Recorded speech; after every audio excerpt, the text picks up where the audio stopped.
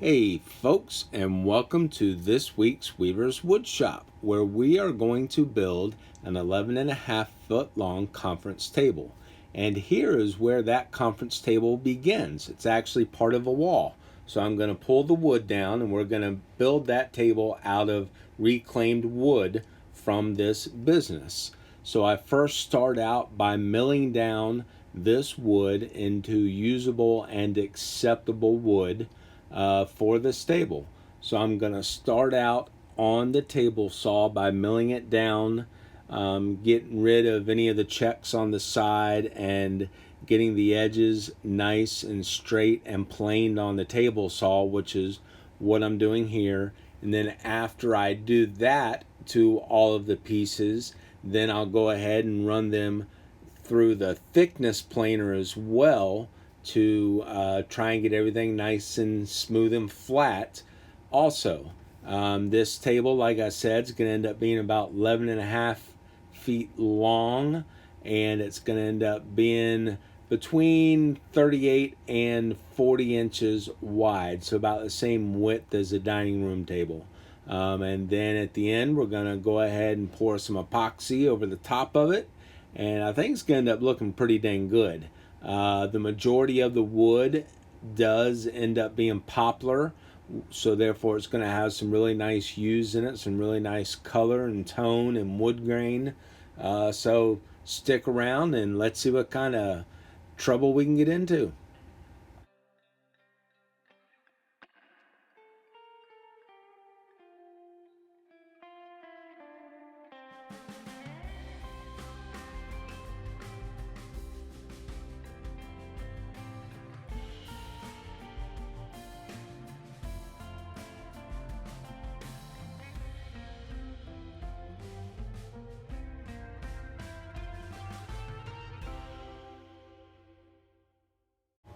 All right, now that I got everything kind of milled down to at least pretty dang close to the size that I want, it's time to lay it all out and get a dry fit and kind of move things around and just see what I got. Get an eye on it and see what I got.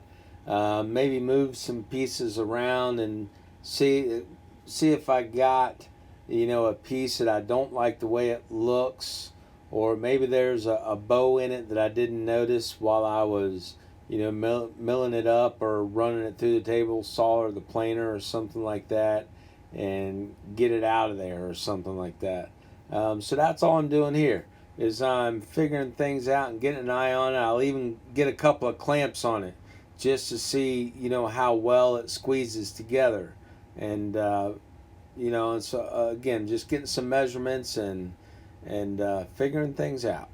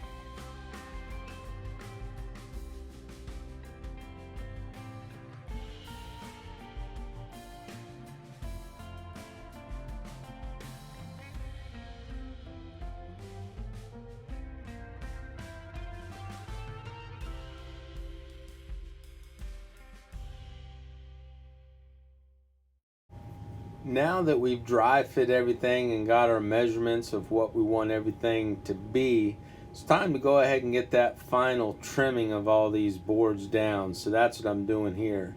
I believe what we ended up getting all of our boards trimmed down to width wise was 4.5 inches.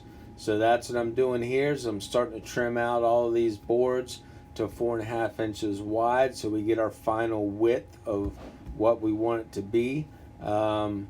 And so first here, as you could see from when I did the dry fit, we've got two different size length boards. We've got the long boards here and the shorter boards.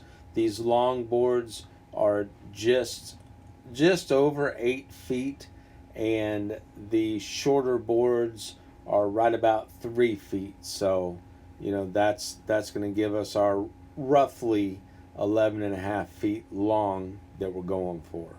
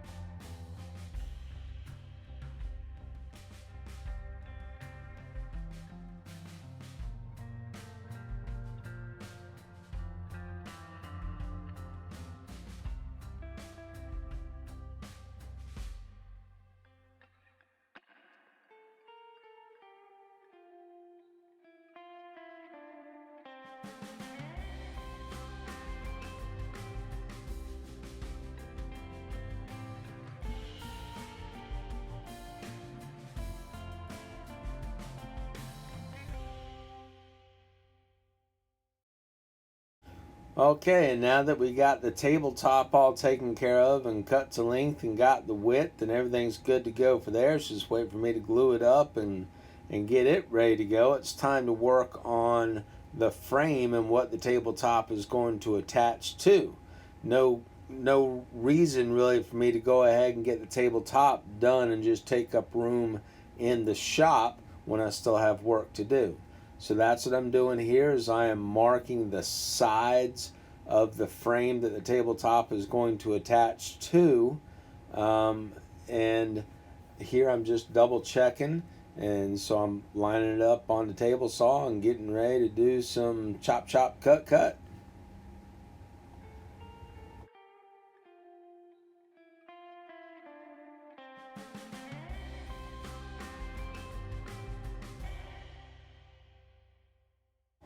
And now here I am over at the planer. I got the boards for the table frame over at the planer. I'm going to run them through the planer and try and get everything nice and flat so we got a good surface for the tabletop to sit on.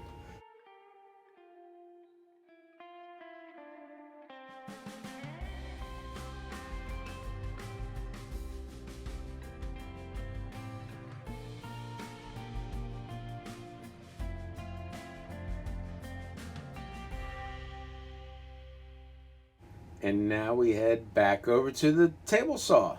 Got to get those sides nice and true and straight and trim them up to where once we do mount something to it, it's got, like I said, a nice flat surface to go ahead and mount that tabletop to. Looks like right there is when I notice that the blade isn't quite high enough, so I go ahead and run that blade up a little bit higher, and I go ahead and finish trimming up that 2x4, which means when I'm done, I'm going to have to run the beginning of that 2x4 back through the table saw again, which really isn't a great big deal, but it's just something I'm going to have to do. So that's what I'm doing now, is trimming down both sides of the 2x4 to make sure both sides are nice and true and straight and 90 degrees and flat.